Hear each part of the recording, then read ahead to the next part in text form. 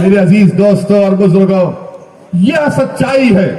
और जब हम इन तमाम हकीकत को बयान करते हैं तो सबको लगता है ये क्या बकवास अनाप शनाप बक रहा है। मैं अनाप शनाप नहीं बक रहा हूं, मैं सच्चाई को बयान कर रहा हूं। तुम हमको डरा कर वोट हासिल नहीं कर सकते। अब ना हम मोदी से डरेंगे ना योगी से डरेंगे, इंशाअल्लाह ना हम अखिलेश के इन दिलफरेब बातों में आएंगे जो उनके वालिद मोहतरम भी दोहराते थे, न हम कांग्रेस के वो पुरानी बूढ़ी कांग्रेस जिसने हमेशा हमको धोखा दिया।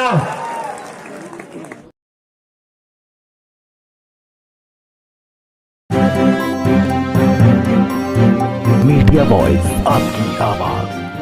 कोई यहां पर ज्यादा जिंदा नहीं रहेगा, ये तो अल्लाह को मालूम कि कौन कितनी हयात लेकर आया, मगर हर एक को मौत का मजा चखना है। मगर मेरे अजीज दोस्तों और बुजुर्गों, क्या जिंदगी आप कैसे गुजार रहे हैं, किस मकसद के लिए गुजार रहे हैं, कैसे आपका वक्त चला जा रहा है, कैसी आपकी जवानी को बर्बाद कर दिया जा रहा है। ये मजलिस इत्तेहादुल मुस्लिमीन आपके दरमियान में आकर यही इन बातों को रखती है ताकि आप में एक शऊर बेदार हो जाए।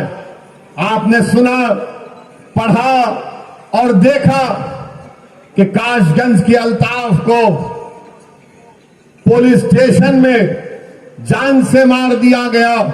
कोई नहीं जाता अल्ताफ के पास, उसके घर वालों के पास। वो पुलिस स्टेशन में ले जाकर नल की टूटी से कहा गया कि उसने खुदकुशी कर ली। क्या कोई 3 फीट की नल की टूटी से खुदकुशी कर सकता है? मगर अल्ताफ की जान ले ली गई।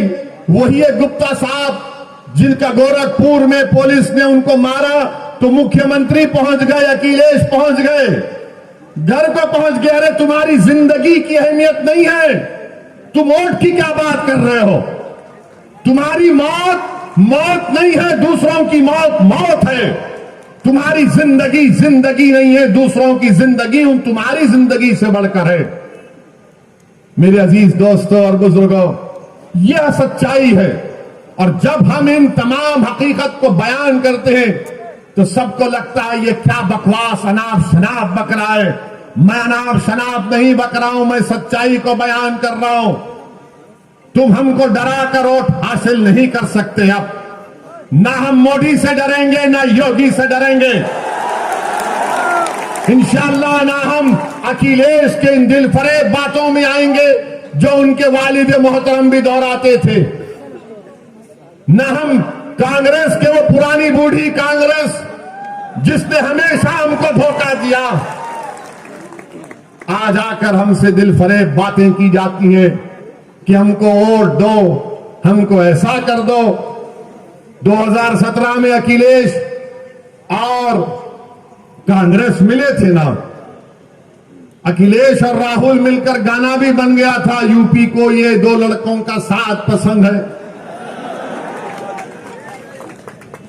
मगर क्या निकला? क्या निकला? 2019 में सपा बीएसपी मिल गए, मिलकर लड़े। 75% मुसलमानों ने वोट दिया। सीएसडीएस का डेटा बोलता है सिर्फ 15 लोकसभा की सीट जीते। कांग्रेस पार्टी यहां पर बरेली में दौड़ो, रनिंग करो, बोले भागो, मैराथन करो, मगर राहुल गांधी यहां से भागकर केरला चले गए। क्यों भागे? क्योंकि हार गए। जब राहुल गांधी हार गए, जब अखिलेश और बीएसपी हार गई, आपने कभी सुना उनकी जबान से कि हम हारे इसलिए कि हमको हिंदू भाइयों ने वोट नहीं दिया? कभी सुना आपने? कभी सुना आपने कि समाजवादी, बहुजन समाज और कांग्रेस को जो 2019 में, 2017 में, 2014 में यूपी में जो हार हुई, कभी उन्होंने कहा कि हमको यादवों ने वोट नहीं दिया? उन्होंने कहा कि हमको पासियों ने, वाल्मीकियों ने, धोबी ने वोट नहीं दिया? कि हमको ब्राह्मणों ने वोट नहीं दिया, हमको ठाकुरों ने वोट नहीं दिया, हमको हमारे बनिया कम्युनिटी के भाइयों ने वोट नहीं दिया। नहीं बोलेंगे। क्यों नहीं बोलेंगे?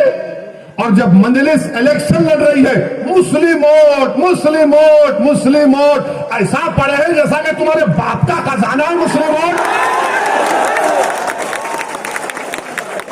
क्या चुनाव में सिर्फ मुसलमान वोट डालता, दूसरे नहीं डालते? दूसरे नहीं डालते वोट, क्या हम ही वोट डालते? अब ये मीडिया के लोग कहां जा रहे हैं? आप कहां जा रहे हैं? अब के बाहर सिराते मुस्तकीम के रास्ते पे जा रहे हैं। अरे ये रास्ता कठिन है, बोले आका का गुलाम है, इसके रास्ते पर ही जाएगा। अभी हम हमारे पीछे जहां हमारा इंटरव्यू लेते, नहीं आप मुस्लिम वोट में सेंध डाल रहे हैं। हम कहते हैं कि आप डालो ना हिंदू वोट में सेंध, कौन रोक रहा आपको? वोटर है, किसी का खजाना नहीं है, ये आजाद है, जिसको चाहे वोट डालेगा। मगर ये पूरी तवज्जो मोदी की, योगी की, अखिलेश की, राहुल की, मायावती की, सब किस पर है? मुसलमान कहां जा रहा है? और इलेक्शन के बाद कोई पूछेगा नहीं आपको। ये 3 बंदरों की कहानी सुनी ना कभी आपने? 3 बंदर हैं, एक आंख बंद कर लेता, मुझे कोई मुसलमानों की बर्बादी नहीं देखना है। एक बंदर है जो जबान बंद कर लेता, अरे कुछ तो बोल, बोले नहीं मेरी जबान बंद है। एक बंदर है कानों में रुई डालकर बैठा रहे, देख मेरी तकलीफ सुन, मेरी बेटियों की नहीं सुनता। इलेक्शन तक आप इंसान हैं, और जैसा रमजान शुरू होगा अप्रैल में, कोई आपको पूछेगा नहीं। आज आपका इलेक्शन आ गया है, अरे मियाँ जी हमको भी दे देखो ना मियाँ जी, मियाँ जी कुछ खोरमा खिला दो, सुना है बड़ा अच्छे कबाब बनते हैं आपके पास। अखिलेश के लोग तो वो ही बोलते हैं, मगर जब अखिलेश सरकार में थे तो क्या वो स्लॉटर हाउसेस को परमिशन दिए थे? नहीं दिए, बंद करा दिए थे। मेरे अजीज दोस्तों और बुजुर्गों, इन बातों पर आपको गौर करना है। अच्छा, हमको देखिए, अब भड़काऊ भाषण हो रहा है भैया।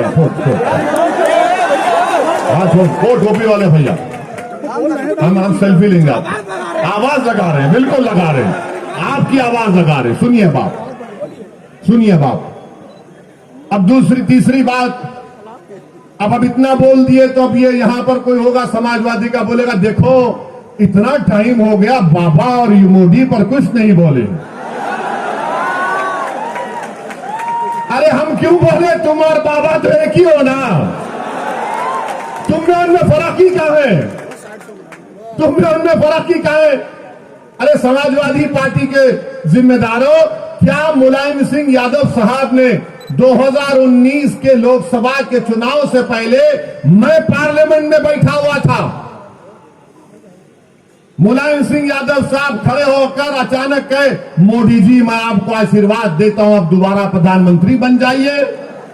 हम जब भी पूछे कांग्रेस के लोगों से, समाजवादी के लोगों से, देखो कौन बी टीम का काम कर रहा है, मुलायम सिंह बोलते हैं, तो बोले नहीं बड़े बुजुर्ग हैं। अरे मेरे बुजुर्ग नहीं है मुलायम सिंह, उम्र में बड़े होंगे, मेरे बुजुर्ग नहीं है। तुम्हारे हो सकते तो तुम मानो, मैं नहीं मानता इनको, मैं किसी को नहीं मानता सिवाय अल्लाह के।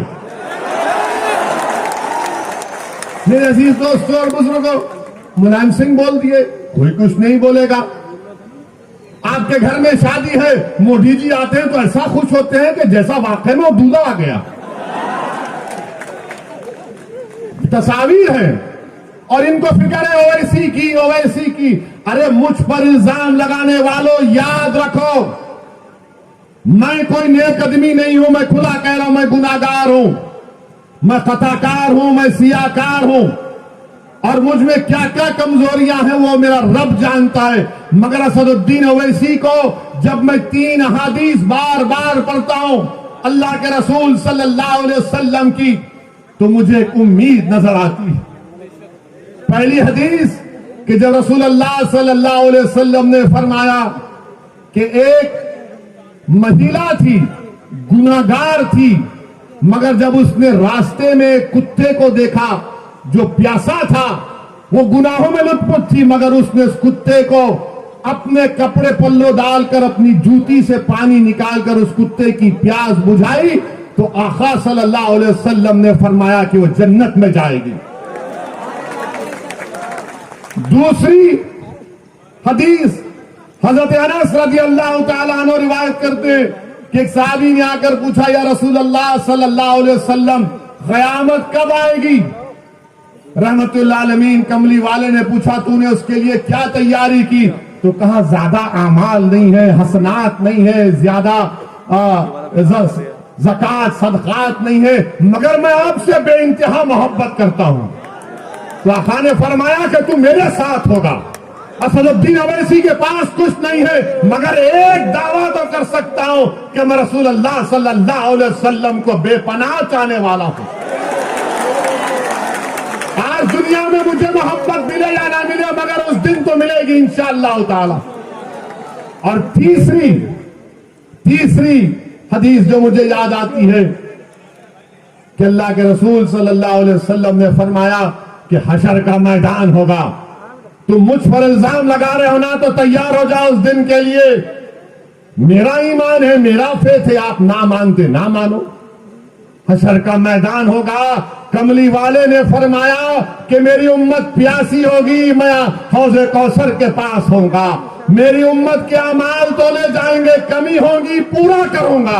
पूरे सिरात पर जिब्रील अमी अपने पर बिछाए बैठे होंगे और मैं अल्लाह से दुआ करूंगा, जैसा कि यहाँ के काशिक़ रसूल ने कहा कि रजा पुल से वज करते गुजरिए कि रब्बे सल्लम सदाए मोहम्मद। और हम तमाम को खुशखबरी दी गई कि तुम्हारे आमाल मुंह पर फेंक दिए जाएंगे, तुम मेरी शिफात से जन्नत में जाओगे। मुझे उस शिफात पर यकीन है। तुम क्या इल्जाम लगाते लगाओ, तुम मेरा जो हाल करते कर दो। अरे जब मैं इस दुनिया में आया हूं तो अल्लाह के हुक्म से आया हूं और जाऊंगा भी तो अल्लाह के हुक्म से। किसी जालिम की हरकत से अगर मेरी बका नहीं है तो यकीनन बका नहीं है, मगर उस जालिम की हरकत की वजह से नहीं, बल्कि रब्बे करीम ने हम तमाम का एक वक्त मुतयन कर दिया, एक तमाम वक्त मुतयन कर दिया है। और हम पर इल्जाम लगाते हैं, डरो अल्लाह से। सिर्फ इतना ही कहना चाहूंगा तुमसे, तुम्हारे कोई इल्जामात की मुझे फिक्र नहीं है, मगर जिस तरह से ये बकवास कर रहे हैं, इससे अंदाजा हो रहा है कि इनके पेट में दर्द नहीं, बल्कि इनको अब लग रहा है कि बाबा कुर्सी तो हमसे छीन ली जाएगी। इनको डर लग रहा है कि अब बहुत दूर इनको गुमनामी के वादियों में इंशाअल्लाह ये चले जाएंगे। और यहां पर क्या किया योगी आदित्यनाथ की सरकार ने? बरेली में अमित शाह आए थे, गनीमत यहां पर निजाम की बात नहीं की, वरना हम राज की बात कर देते उनके सामने। क्या यहां पर आप लोगों का ये मुतालबा नहीं है कि एक बरेली का जो डिग्री कॉलेज है, पूरी बरेली की जनता इस बात का डिमांड और मुतालबा कर रही है कि यहां पर सुभाषगंज में एक बच्चियों के लिए अलहदा डिग्री कॉलेज बनाया जाए, बच्चों के लिए एक अलहदा डिग्री कॉलेज बनाया जाए।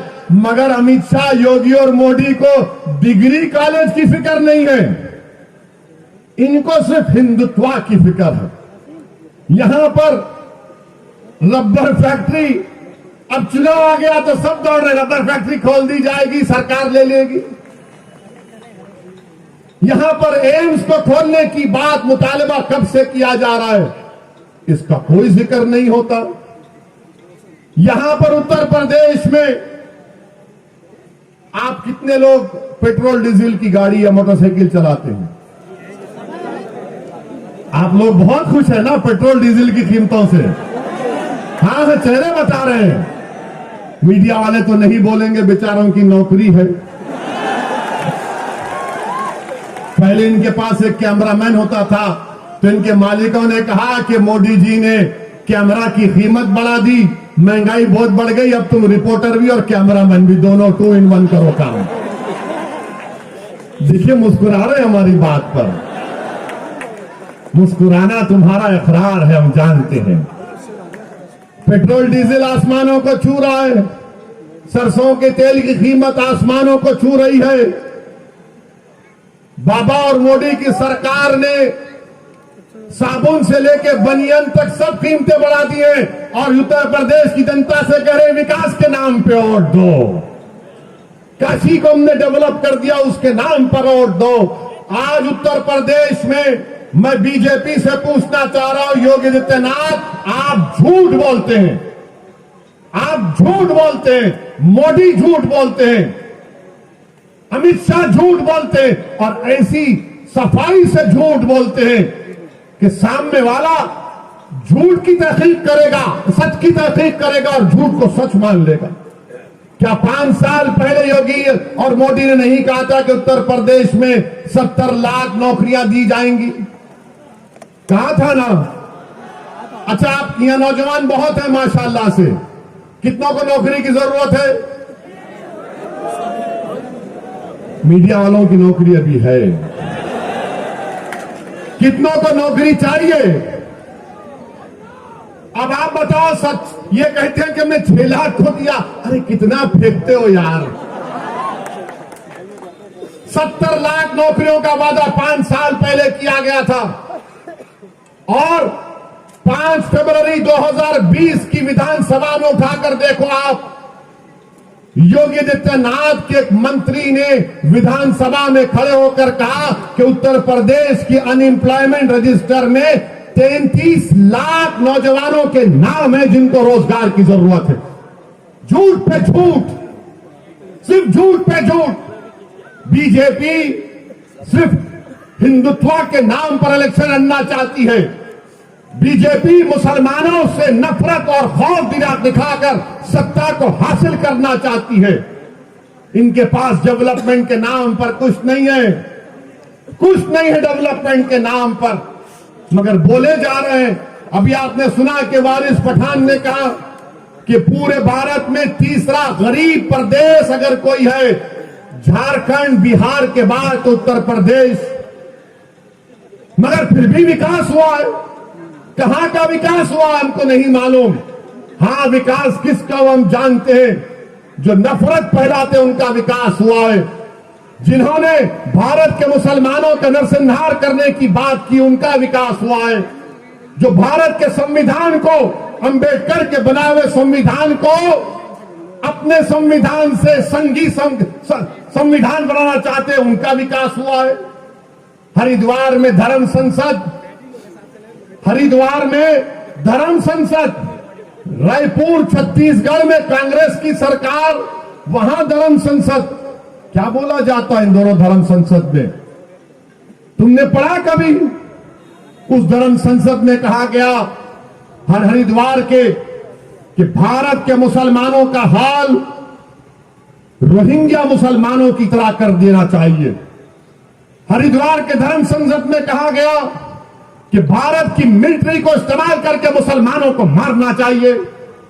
उस हरिद्वार के संसद में कहा गया कि एक एलटीटी का प्रभाकरण की तरह कोई पैदा हो जाए जो 20 लाख मुसलमानों को मार दे।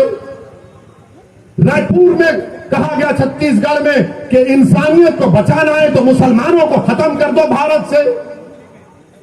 कोई गिरफ्तारी हुई अभी तक?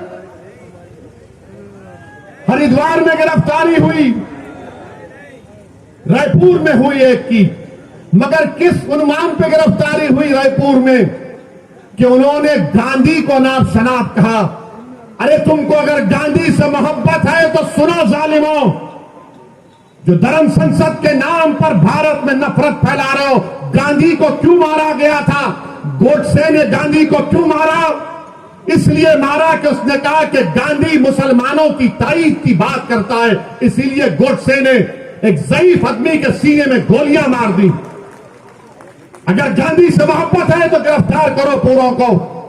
ये कांग्रेस जो आज ये ड्रामा करती है रनिंग कंपटीशन का, तुम्हारी रियासत में जहां पर तुम्हारी सरकार है, तुम्हारी हुकूमत ने सरकारी फंक्शन में तुम्हारी हुकूमत पैसे देती है, उसमें कहा जाता है कि इंसानियत को बचाना है तो मुसलमानों को मार दो। शर्म आनी चाहिए इन लोगों को, शर्म आनी चाहिए। याद रखो, अगर मुसलमानों को कोई मारेगा तो मुसलमान को नहीं, तुम भारत के दुश्मन हो। मुसलमानों को सफेद से मिटाने की बात अगर कोई भारत में करेगा तो भारत के संविधान का दुश्मन है। अगर कोई मुसलमानों को रोहिंग्या मुसलमानों की तरह उनका हाल करने की बात करेगा तो तुम दुश्मन हो अल्लामा फजल खैराबादी के, तुम दुश्मन हो मुजाहिदीन आजादी के, जिन्होंने इस मुल्क को आजाद कराने के लिए अपनी जानों को कुर्बान किया। तुम दुश्मन हो, तुम नफरत करते हो उन मुस्लिम उलमाओं से जिन्होंने अंग्रेजों की इस गुलामी के खिलाफ जिहाद का फतवा दिया था। मगर हमको मिटाने की बात हो रही है। अगर आज के इस जलसे में असदुद्दीन अवैसी को अनपार्लियामेंट्री अल्फाज या गैर अखलाकी अल्फाज अगर मैं मोदी के बारे में कह दूं या योगी के बारे में कह दूं या फिर बरेली में, यहां पर बरेली में अगर कोई फेसबुक पर कुछ लिख दे तो 4 घंटे के अंदर हजरत पुलिस पहुंच जाएगी उसके घर को और बोलेगी बेटा चल तेरे को दामाद बनाना।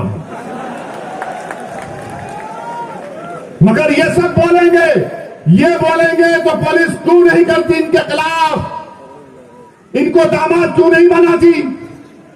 क्या ये तुम्हारी नाजायज औलाद है जो पकड़ी गई द्वारा छत्तीसगढ़ में? हमके कानपुर की तकरीर में एक 80 साल के मुसलमान को एक दलित पुलिस के ऑफिसर ने खामोशी से लाकर कागज पर लिख कर दिया कि बोलो इस पर अवैसी तुम। एक 80 साल के मुसलमान को जिसकी दाढ़ी है, उसको एक मुकामी थानेदार ने उसकी दाढ़ी को खींचा, उस पर पेशाब करवाया। तो हमने कहा कि कब तक रहेंगे इख्तिदार की कुर्सियों पर बैठने वाले, चाहे वो ओवैसी हो, चाहे मोदी हो या योगी हो। तो सबको दर्द हो गया। इसने हिंदू धर्म के खिलाफ कहा, अरे जालिमों, मैं किसी धर्म के खिलाफ ना था, ना कभी हूं, ना कभी रहूंगा इंशाअल्लाह ताला। भारत का संविधान मेरे लिए अजीज है और भारत के संविधान में तो उसको भी इजाजत है जो किसी खुदा, भगवान, अल्लाह, जीसस को नहीं मानता। मगर इनका क्या है, नहीं, हर चीज को इधर जोड़ देते। याद रखो, ये सच्चाई है मेरे अजीज दोस्तों और बुजुर्गों। बीजेपी इस मुल्क में खुलकर हिंदुत्व की पॉलिटिक्स कर रही है, इससे कोई इनकार नहीं किया जा सकता।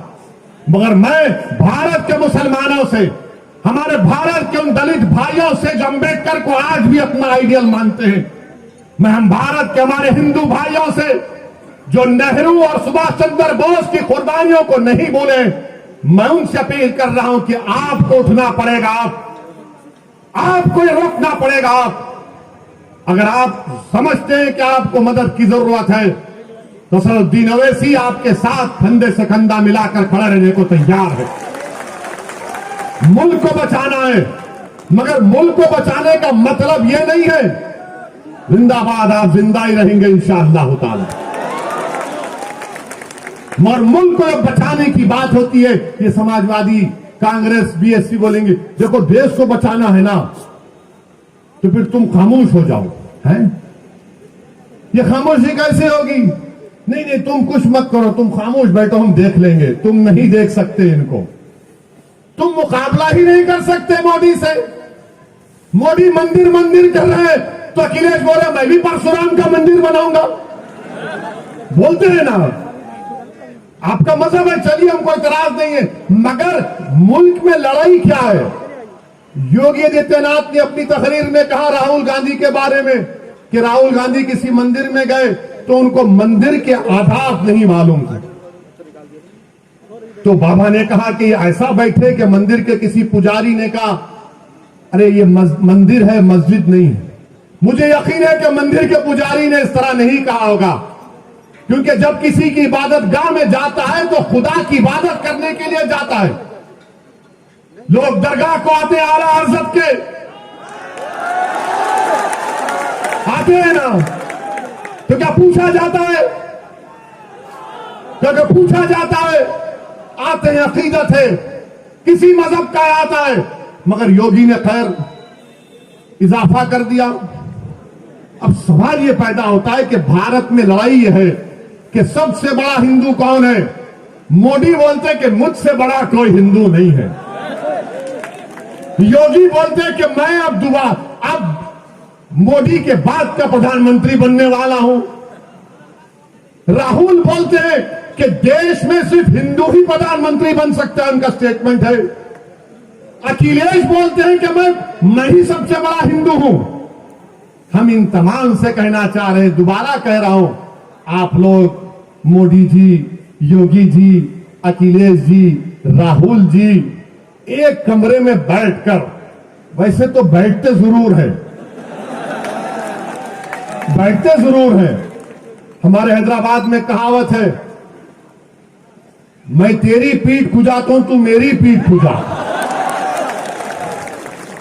कहते हैं ये।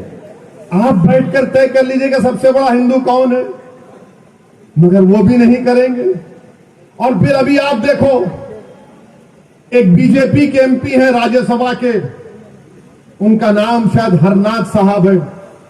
उन्होंने बीजेपी के सदर को खत लिखा और कहा कि श्री कृष्णा मेरे ख्वाब में आए और मुझसे कहा कि बाबा योगी आदित्यनाथ को मथुरा से विधानसभा का चुनाव लड़ाओ। तो अखिलेश भैया बोले, हैं मेरे ख्वाब में भी आए थे। अखिलेश ने कहा मेरे ख्वाब में भी आए थे और आकर मुझसे कह दिया कि तू ही सत्ता में आ रहा है। अब आप बताइए, पार्लियामेंट संविधान में आर्टिकल 51 है जो कहता है कि इंसान को मजहब ही रह सकता है, नहीं भी रह सकता है, मगर एक साइंटिफिक टेम्परामेंट डेवलप करना है, एक साइंटिफिक टेम्परामेंट। उत्तर प्रदेश का चुनाव हो रहा है या किंडरगार्टन का कोई ड्रामा हो रहा है यहां पर? इनको ख्वाब में ये दिख कर आए, इनको ख्वाब में वो दिख कर आए। तो मुसलमान के ख्वाब क्या है बोलता हूं मैं आपको।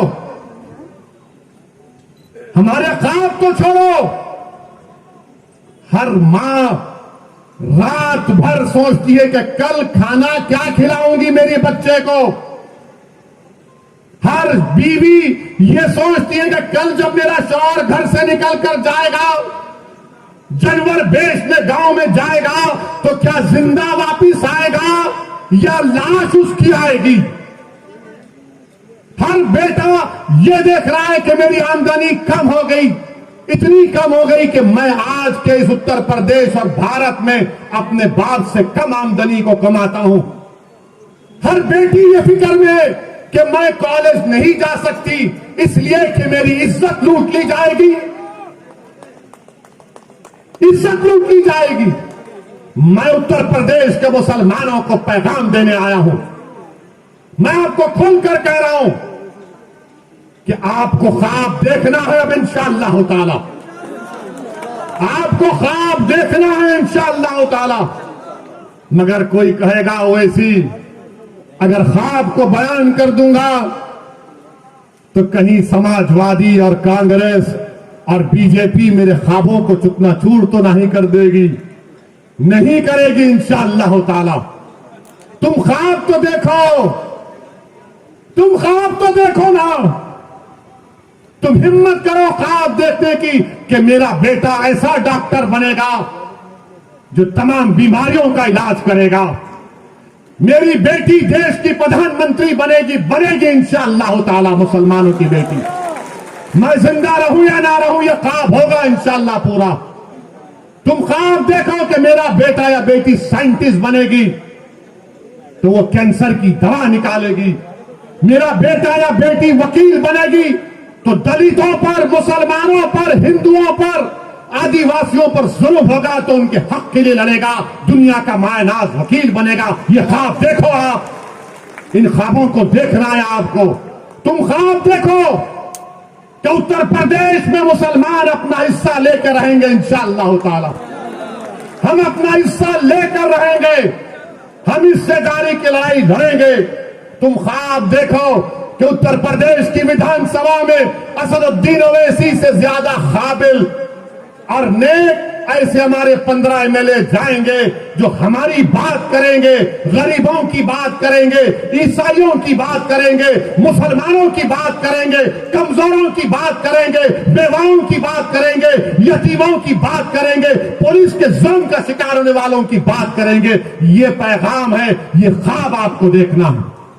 क्या आप ये ख्वाब देखेंगे? क्या आप ये ख्वाब देखेंगे? क्या आप इन ख्वाबों को पूरा करेंगे इंशाअल्लाह? तो मेरे दोस्तों, ख्वाब कैसे पूरे होते हैं? सिर्फ ख्वाब देखकर हाँ अच्छा दिखा नहीं, ख्वाब जब देख लिए तो उसको पूरा करना है, जुस्तजू करना है, मेहनत करना है और अल्लाह से भीख मांगना है रसूलुल्लाह सल्लल्लाहु अलैहि वसल्लम का वसीला देकर। जिस तरह किसी आशिक ने कहा था कि चमक तुझसे सब पाते हैं पाने वाले, मेरा दिल भी चमका दे चमकाने वाले। अल्लाह चमकाएगा तुम लोगों को इंशाअल्लाह ताला।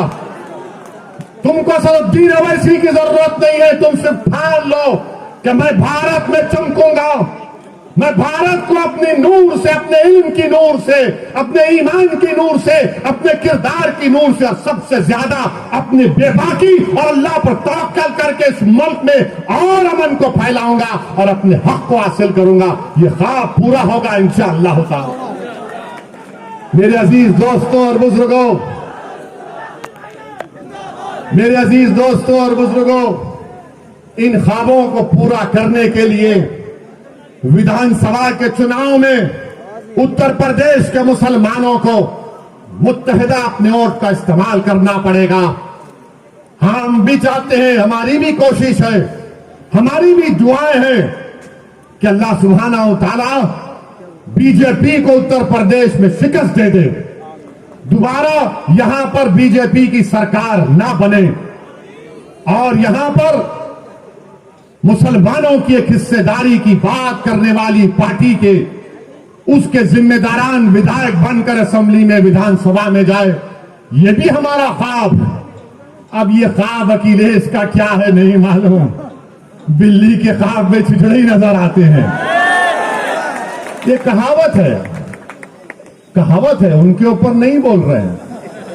मगर अब आपको अपने ख्वाबों को अगर पूरा करना है तो अखिलेश को उठाना है। उठो, अब हम उठ चुके हैं, अब तुम हमको धोखा नहीं दे सकते। अब हिला के रख दो बीजेपी और योगी को जमहूरी तरीके से कि हम बेदार हो चुके हैं। ये हमारे ख्वाब, हम उसको पूरा करेंगे इंशाअल्लाह ताला। और याद रखो, अगर तुम अपने आप को नहीं बदलोगे तो अल्लाह तुमको नहीं बदलेगा। जो कौम बदलने के लिए तैयार हो जाएगी, रब्बे कायनात तुमको बदल देगा, दुनिया को तुम्हारे सामने बदल देगा। मेरे अजीज दोस्तों और बुजुर्गों, यही चंद अहम गुजारिशात मुझे आप तक कहना था। मजलिस का साथ दीजिए, ये आपकी पार्टी है, मेरी जिंदगी का कोई भरोसा नहीं। कोई कहता है गर्दन उठा देंगे, भाई जो करना है करो, जो करना है करो, मगर मेरा भी एक ख्वाब है, शायद आपका भी ख्वाब होगा कि इस दुनिया से जाने से पहले अल्लाह हमको ख्वाब में रसूलुल्लाह सल्लल्लाहु अलैहि वसल्लम का दीदार करा दे। मेरा भी ख्वाब है कि जब रूह निकली जाएगी तो मेरी जबान पर अशहदु अल्ला इलाहा इल्लल्लाह व अशहदु अन्ना मुहम्मद रसूलुल्लाह रहे। तो मेरे साथ लगाइए नारा, नारे तकबीर, नारे तकबीर, नारे तकबीर। अस्सलाम वालेकुम व रहमतुल्लाहि व बरकातहू। व आखिरु दावाना अल्हम्दुलिल्लाहि रब्बिल आलमीन।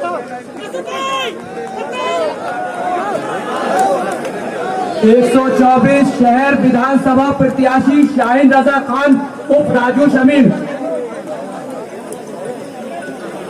और इस कार्यक्रम के संयोजक शाहीन रजा खान उर्फ राजू शमीम अरे अभी उड़ा देते हैं पतंग पतंग। नारे तकबीर, नारे रिसालत, नारे गौस,